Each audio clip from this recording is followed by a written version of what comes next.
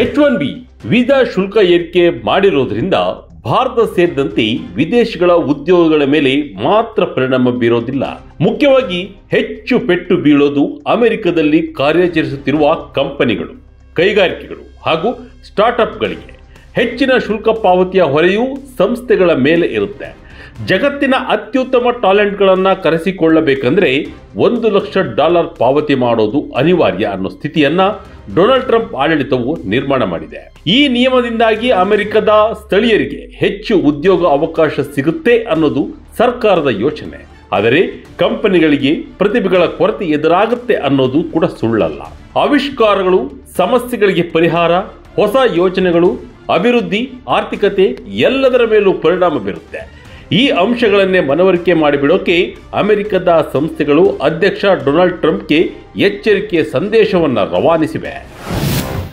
US tech ಕಂಪನಿಗಳಿಂದ ಎಚ್ಚರಿಕೆ ಸಂದೇಶ. ಅಮೆರಿಕದ ಆರ್ಥಿಕತೆಗೆ ಪೆಟ್ಟು, ಪ್ರತಿಭೆಗಳಿಗೆ ಭರ.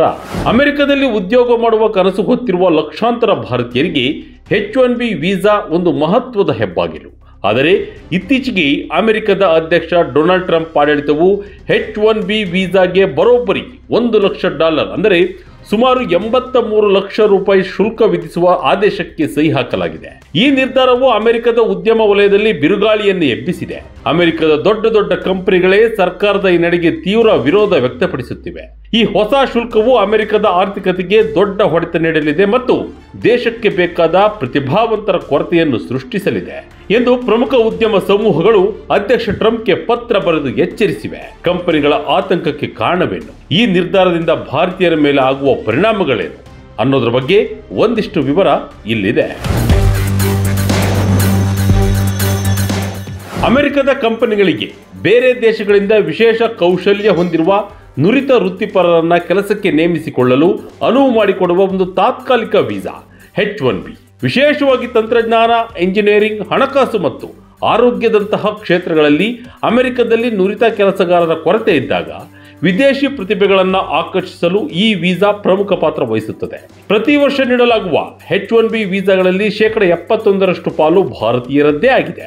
ಹಾಗಾಗಿ ಭಾರತಕ್ಕೂ H1B ವೀಸಾದಲ್ಲಿನ ಬದಲಾವಣೆಗಳು ಭಾರತದಲ್ಲಿ ಉದ್ಯೋಗಿಗಳು ಮತ್ತು ಕಂಪನಿಗಳಿಗೆ ಹೆಚ್ಚಿನ ಪರಿಣಾಮ ಬೀರುತ್ತದೆ.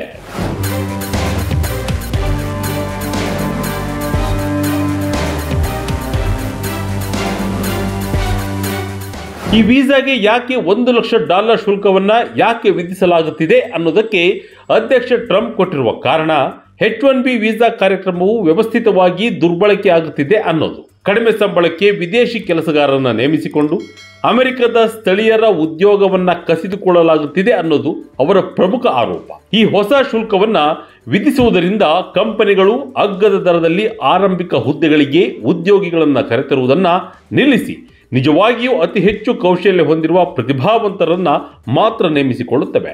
ಇದು ಅಮೆರಿಕನ್ ಕೆಲಸಗಾರರಿಗೆ ಹೆಚ್ಚಿನ ಉದ್ಯೋಗಾವಕಾಶವನ್ನು ನೀಡುತ್ತದೆ ಎಂಬುದು ಶ್ವೇತಭವನದ ಸಮರ್ಥನೆ.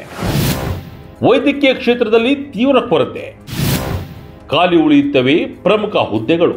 ವೀಸಾ ಶುಲ್ಕ ಹೆಚ್ಚಳಕ್ಕೆ ಟ್ರಂಪ್ ಆಡಳಿತವು ಕೊಡುತ್ತಿರುವ ವಾದವನ್ನ ಅಮೆರಿಕದ ಉದ್ಯಮ ವಲಯವು ಒಪ್ಪಲು ಸಾಧ್ಯವಿಲ್ಲ. ಚಿಪ್ ತಯಾರಕರು, ಸಾಫ್ಟ್ವೇರ್ ಕಂಪನಿಗಳು ಹಾಗೂ ಇತರೆ ವ್ಯಾಪಾರ ಸಂಘಟನೆಗಳು ಸೇರಿದಂತೆ ಡಜನ್ಗೂ ಹೆಚ್ಚು ಪ್ರಬಲ ಉದ್ಯಮ ಸಂಘಟನೆಗಳು ಒಟ್ಟಾಗಿ ಟ್ರಂಪ್ ಆಡಳಿತಕ್ಕೆ ಪತ್ರ ಬರೆದಿವೆ. ಈ ಪತ್ರದಲ್ಲಿ ಅವರು ಹೆಚ್ಚು ಆತಂಕವನ್ನ ಸ್ಪಷ್ಟವಾಗಿ ವ್ಯಕ್ತಪಡಿಸಿದ್ದಾರೆ. ಈ ಹೊಸ ಶುಲ್ಕವು ಕಂಪನಿಗಳ ಮೇಲೆ ದೊಡ್ಡ ಆರ್ಥಿಕ ಹೊರೆಯಾಗಲಿದೆ. ಇದರಿಂದ ವಿದೇಶಿ ಪ್ರತಿಭೆಗಳನ್ನು ನೇಮಿಸಿಕೊಳ್ಳುವುದು ಕಷ್ಟವಾಗುತ್ತದೆ. ಅದರಿಂದಾಗಿ ದೇಶದಲ್ಲಿ ನಿರ್ಣಾಯಕ ಉದ್ಯೋಗಗಳು ಖಾಲಿ ಉಳಿಯುವ ಅಪಾಯವಿದೆ ಎಂದು ಎಚ್ಚರಿಸಿದ್ದಾರೆ.